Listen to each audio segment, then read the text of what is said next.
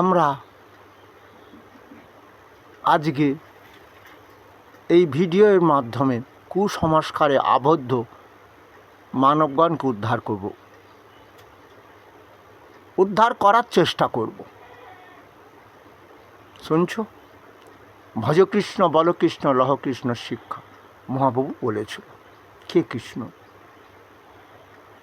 আচ্ছা, সেই কৃষ্ণ ভগবান বললেন যে যথা মাং প্রপদ্যন্তে তাংস্তথৈব ভজামহম মম বার্তানুবর্তন্তে মনুষ্যা পার্থ সর্বস্ব। এই মনুষ্যলোকে অর্জুন, তোমরা যত ৩৩ কোটি দেবদেবতা পুজো করো সব আমারই রূপ। অহমি সর্বযজ্ঞানাং ভোক্তা চ প্রভুরেব চত্ন তুমম ভিজানন্তি তত্ত্ব নাতাস্যা বন্তি। আমি সর্বযজ্ঞের ভক্ত, আমি তোমাদের প্রভু। আমাকে প্রভুরূপে যারা চিনতে পারবে না বা ভজতে পারবে না, তোমাদের উদ্ধার করতে পারবে। তোমাদের কামনা বাসনা রয়েছে মনে। কামনা বাসনা কি? ৩৩ কোটি দেবতা পুজো করো। তাই ৩৩ কোটি দেবতা ৩ দিন আর পুজো পাবে না। ঠাকুর ঘর বন্ধ হয়ে যাবে। কেন বন্ধ হবে? এদের ধারণা ৩ দিন ঠাকুর ঘরে ঢুকতে নেই। ওরা ৩ বার করে ডেড়ে মুছে খাবে। ঠাকুরকে দুটো দিত নকুলদানা, রস, হয়তো কি বলে বাতাসা, সেটাও বন্ধ করে দেবে।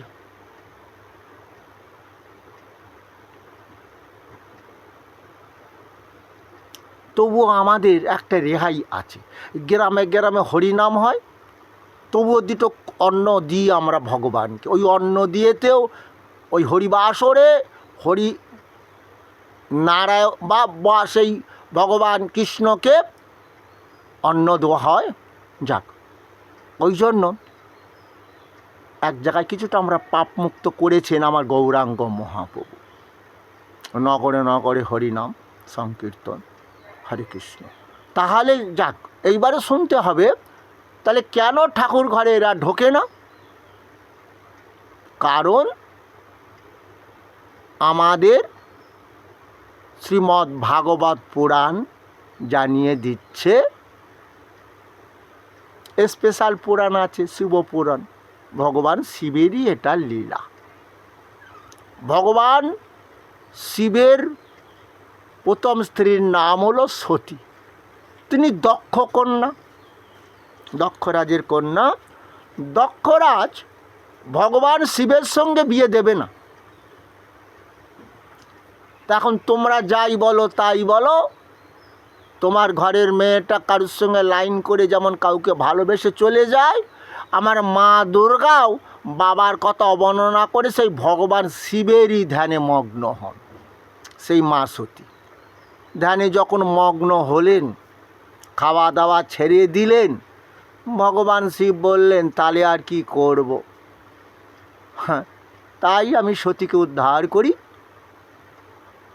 হলো, সতীকে উদ্ধার করলেন। হরে কৃষ্ণ, বিয়ে করলেন। কিন্তু সতীর সম্পর্ক আর নূতন করে বাবার সঙ্গে কোনো স্থাপন হলো না। এবার বাবা যজ্ঞ করেছে, যজ্ঞে নিমন্ত্রণ করেছে তার আরও কন্যাদের, কিন্তু সতীকে নিমন্ত্রণ করেনি। সতী জানতে পেরে গেল। নারদ মুনি এসে বলছে কৈলাসে, কে রে সতী? কি সতী, জেলে না? তোমার বাবা যজ্ঞ করছে। বলে আমার বাবা যজ্ঞ করেছে, আমার নিমন্ত্রণ করলো না কেন? বলে তুমিই জানো। বলে আমি জানবো? অন্তর্যামী ভগবান শিব শঙ্কর বলছে এবারই গণ্ডগোলটা বাদিয়ে দিয়ে গেল না নারদ। ও সতী শুনবে না, সতী যাবে বাবার যজ্ঞে, কিন্তু বাধা দান করেও কোনো লাভ করতে পারলেন না ভগবান শিব শঙ্কর। সতী গেল। বাবা আমাকে নিমন্ত্রণ করনি কেন? আমি কি তোমার কন্যা নই? আমার কন্যা, কিন্তু না, তোকে ত্যায্য পুত্র বা ত্যায্য কন্যা করেছি, ত্যাগ দিয়েছি। কেন অপরাধ? তোর ওই জামাই, তোর ওই বরকে আমি মানি না। শ্মশানে পড়ে থাকে, বুঝতে পেরেছিস? ভাং খায়, বাঘের ছাল পরে, শ্মশানের ছাই মাকে। আমি কি জামাই বলে মানবো না? দেখেছিস এই জামাইগুলো সব বসে আছে, কত সুন্দর পোশাক আশাক পরেছে, আর তোর বাবা তোর স্বামী বাঘ চাল পর। কিরে সতী, আর কিছু বলতে চাস? শোনো বাবা, আমি তাকে ভালোবেসে বিয়ে করেছি, স্বামী নিন্দা করো না। তার নামটা জানো? দেবাদিদেব মহাদেব। সে যদি ইচ্ছা করে ক্ষণকালের মধ্যে তোমার এই যজ্ঞ পণ্ড করে দেবে। ৩৩ কোটি দেবতা কেউ ঠেকাতে পারবে না। তাকে চেনো? ওসব বলিস না। তোর স্বামী যজ্ঞ লণ্ডভণ্ড করে দেবে বলে দেবে, দেখো তাহলে খেল আরম্ভ হয়ে গেল। সতী স্বামী নিন্দা সহ্য না করতে পেরে বাবা যে ওই যজ্ঞ করেছিল যজ্ঞ কুণ্ডে কি করলেন? লাভ দিলেন। দাও দাও করে জ্বলছে সতীর দেহ। ওদিকে ভগবান শিব শঙ্কর জানতে পারলেন সতী নেই। যজ্ঞ কুণ্ডে স্বামী নিন্দা সহ্য না করতে পেরে দেহটা পুড়িয়ে ফেলেছে। সতী ভগবান শিব শঙ্কর বাহন কি বলে তো? ষাঁড়। আর শৃঙ্গি ভৃঙ্গি ইত্যাদি তখন ছুটছে সেই আমার প্রভুর পেছনে। সতী যজ্ঞ ক্ষণকালের মধ্যে লণ্ডভণ্ড করে দিলেন দেবাদিদেব আমার ভগবান মহাদেব।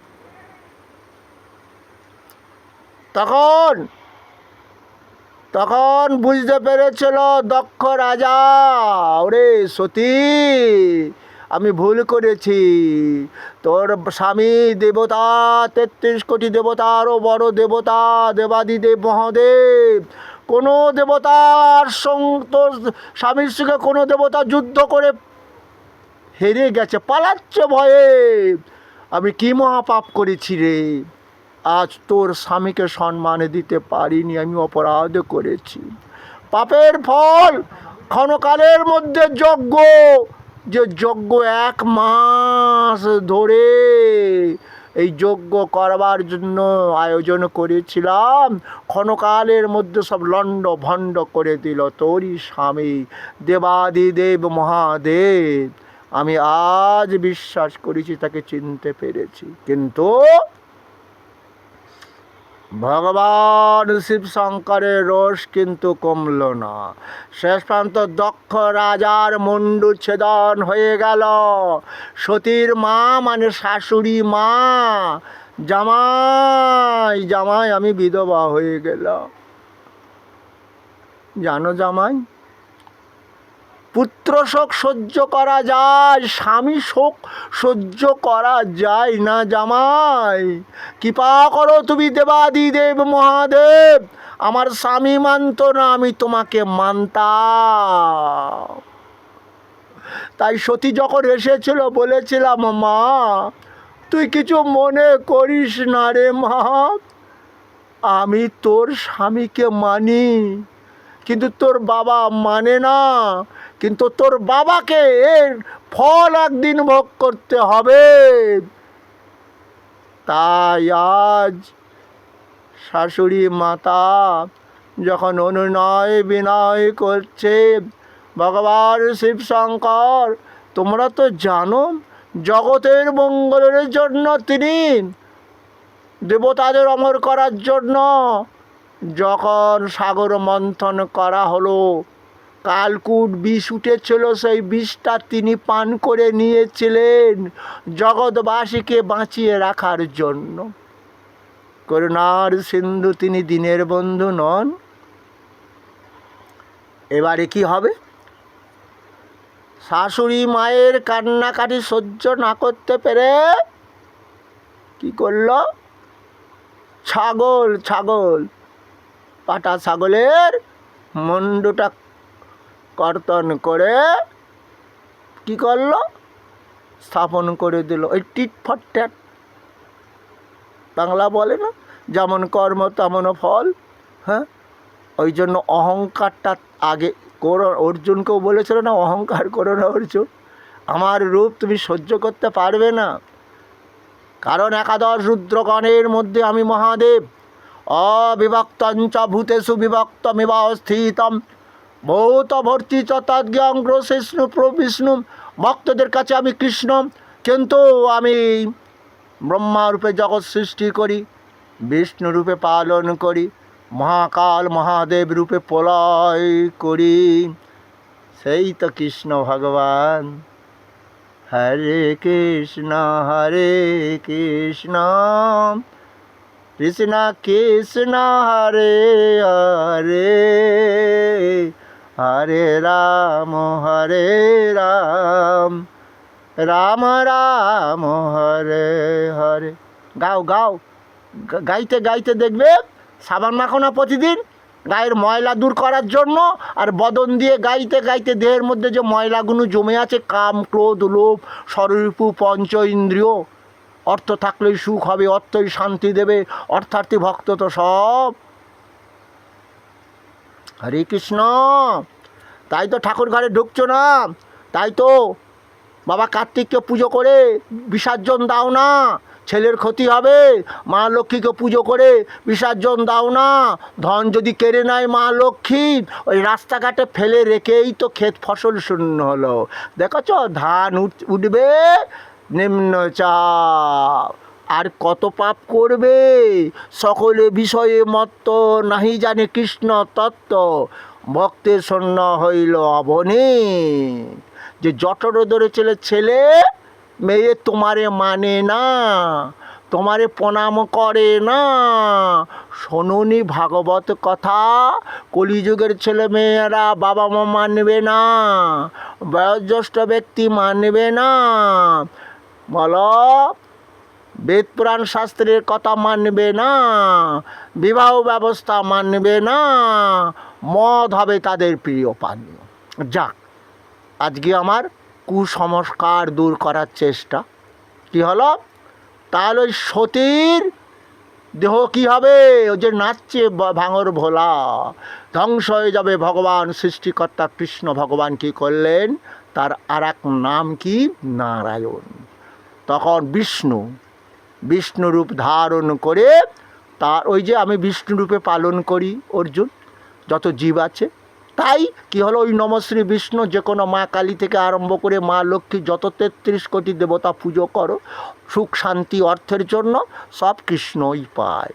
ওই জন্য আমার মা 33 কোটি দেবতা পুজো করলেও মরার পর বলে, বলো হরি হরি বল, হরি বল বল। কলিযুগের মহামন্ত্র এটাই, হরে কৃষ্ণ।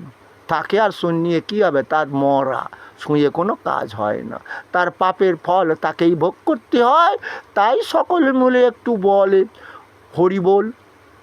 হরি শব্দের নানা অর্থে দুই মুখ্য, হরি শব্দের নানা অর্থে দুই মুখ্যতম সর্ব অমঙ্গল হরে। সেই হরি হরণ করে নিতেন, তোর অমঙ্গল মঙ্গল হতো, তোর আয়ুটা একটু বেড়ে যেত, রোগ শোক কমে যেত। ঠাকুর রামকৃষ্ণ বললেন, ওই যে ঈশ্বর নাম ভগবানের নাম ভজন করলে তোর আছে কপালে ফালবিদ্ধ হবে, ওটা ওই ভগবানের নাম করতে করতে দেহ পাপমুক্ত হয়, ওটা ছুঁচবিদ্ধ হবে, সূচ। তাই বিধাতার লেখন। আমার মা সতীরও তাই হলো, বিধাতার লেখন। সতীর মৃত্যু হলো, ভগবান শিবশঙ্কর তখন কাঁধে নিয়ে নাচছে, সতীর শোকে কাঁদছে আমার ভাঙর ভোলা বাবা ভোলানাথ। ভগবান বললেন পৃথিবী ধ্বংস হয়ে যাবে, কারণ আমি তো সৃষ্টিকর্তা কৃষ্ণ। ওই মহাদেবকে ওই যে মহাকাল রূপে আমি প্রলয় করি। ওরে বাবা, তাহলে তো প্রলয় বন্ধ হবে। সতীর দেহ খণ্ড খণ্ড হল, চক্র দিয়ে করে ওই জনির দ্বার পড়ল কোথায়? নীল পর্বত, ওটা আসামে কামাখ্যা নামক স্থানে মন্দির তৈরি হলো। যেমন আমাদের কালীঘাটে মায়ের আঙুল পড়েছিল, কলকাতা কালীঘাট, এই রকম ঢাকেশ্বরী ঢাকায় আছে অনেক। আমরা পবিত্র তীর্থস্থানও হলো, তাই ওই মায়ের মেনস্ট্রুয়েশন হয় 3 দিন, তাই কামাখ্যা মায়ের মন্দিরে পুজো দেওয়া বন্ধ থাকে, পূজারি কিন্তু মাকে খেতে দেয়। তা তোমাদের ঘরে তো সেই মা আছে, তাহলে দুটো খেতে দিও। আমার মন্দিরের সামনে কপ চায়, এরা কপ চায় মানে না, কারণ রাস্তা থেকে ঠাকুরগুলো কুড়িয়ে এনে আমি পুজো করি, সেই ঘরটা পর্যন্ত বন্ধ করে দিয়েছে, মন্দিরটা করতে দেবে না। আমাদের মন্দিরে জায়গা আছে, আমি জানি। পরিত্রাণায় সাধুনাম বিনাশায় চ দুষ্কৃতাম ধর্ম সংস্থাপনার্থায় সম্ভবামি যুগে যুগে অর্জুন। সাধু ব্যক্তিদের উদ্ধার করব, পাপীদের বিনাশ করব। আমি জানি এটা পবিত্র তীর্থস্থান করবে ভগবান, কিন্তু আমাকে অপেক্ষা করতে হবে। কবজায় শোনাচ্ছি আমাকে শোনাচ্ছে মানে না, আমি গীতা পাঠ করি, ওরা মানে না, গীতার জ্ঞান নিচ্ছে না, ওরা সেই দুর্যোধন হচ্ছে, ভোগ করতে চাইছি ইচ্ছা মতো, পাণ্ডবদের ভাগ দেবে না, তাদের ন্যায্য অধিকার ভোগ করতে। আমার ভোগ দরকার নেই, আমার ভগবানকে ভোগ করব। অনেক ঠাকুর জমে গেছে, পিছনে আরও জায়গাটা বাড়াবো আছে, বাবা কেলে জায়গা আছে, করতে দেবে না। কিছু বুঝতে পেরেছ? আমি তো বাপু গীতা পাঠ করি, অর্জুন বলছে কৃষ্ণ জ্ঞাতিবদ মহাপাপ, আমিও সেই জন্য জ্ঞাতি মানে বুঝেছ, নেবারাস প্রতিবেশী তারাও জ্ঞাতি, এখন আমাদের কাছে বন্ধ হয়ে আছে, থাকুক, যাক। আমরা কুসংস্কারে আবদ্ধ হব না, মাকে ছোঁব না, কিন্তু আমার বাবা গোপাল আছে, বাবা মহাদেব আছে, তাদের তো আর মেনস্ট্রুয়েশন হয় না, তারা